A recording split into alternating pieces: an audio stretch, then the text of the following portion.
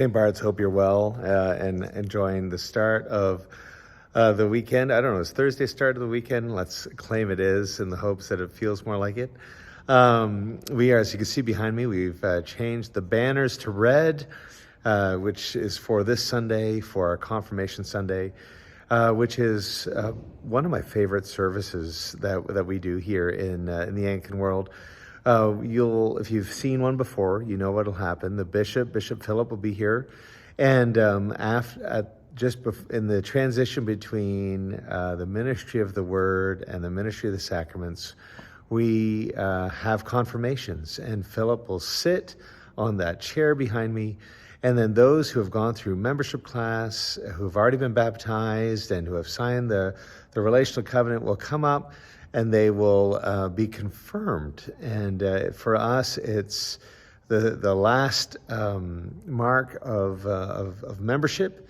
And what happens is that at a key moment, he will lay his hands upon the person being confirmed and call down the Holy Spirit upon them to confirm them in their role in the community, and that the Spirit of God, the Father, Son, Holy Spirit, would give them the grace that they need to play out their part in the community. And what is so special is at that moment, all of friends, family come up and also lay hands on the person being confirmed. So it's not just something that one person does to another, but it's this beautiful picture of community coming together and standing with people, and it sends so many messages. One is that you're not on your own, that the church is with you, that we are with you, that we stand with you, not just in helping you find ways to use your gifting, that kind of thing, but also in the difficult moments and in the in-between times. And as life throws everything it has at us, that we, your community of grace, are with you. And so that's this Sunday. Philip's going to be preaching on John 10, famous passage where Jesus says, I am the good shepherd.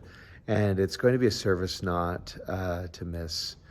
As I said last week in my message last week, talking a bit about sabbatical, I just wanted to highlight to you a resource that Rachel and I and our family have been using since January, really December. And it's just to kind of prepare the heart to how to find a new rhythm from work to rest. And it's a book written by Ruth Haley Barton. It's a relatively new publication. It's called Embracing Rhythms of Work and Rest from Sabbath to Sabbatical. And it's incredible. I commend it to you because Sabbath is something until recently I thought was for everyone else but me, because I believed that I just could power through the challenges that face me. And boy, was I wrong. And I could tell you at length how the pains it took me to learn that lesson. But the thing is, Sabbathing is tough. And what does it look like? If you had asked me, how do you relax? I mean, I have no idea. And I've had to learn how to relax and find things to do to help me relax. And then throw in children to the mix. How do you have a Sabbath with children who have sports games, sports, and all kinds of interests? And how does that apply in our stage of life? And well, Ruth Haley Barton addresses that and kind of puts out a vision of what it looks like to practice and to start trying to Sabbath. By no means do I get it right. We are still a work in progress, but we are leaning into the fact that it's okay to be limited. It's okay to realize that maybe our own limitations are a gift from God. And what does it look like to live an active life that is 24 hours, 6 days a week, and to have 1 day a week where we rest, and to rest on Sunday? And she makes this argument that to me as a leader in the church is so powerful, which is one of the main reasons why Christians don't Sabbath in the church in the U.S. isn't because of the culture of the world, but the culture of the church.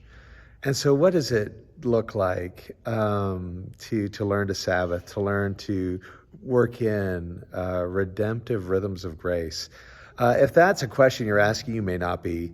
I really commend this to you. We've been working through it, and we're continuing to work through it. And it's certainly something when we come back in September, we'll be just diving into a bit here and there as a church. I digress. Must sign off. Looking forward to worshiping with you on Sunday. Every blessing, friends. We are praying for you and look forward to seeing you soon.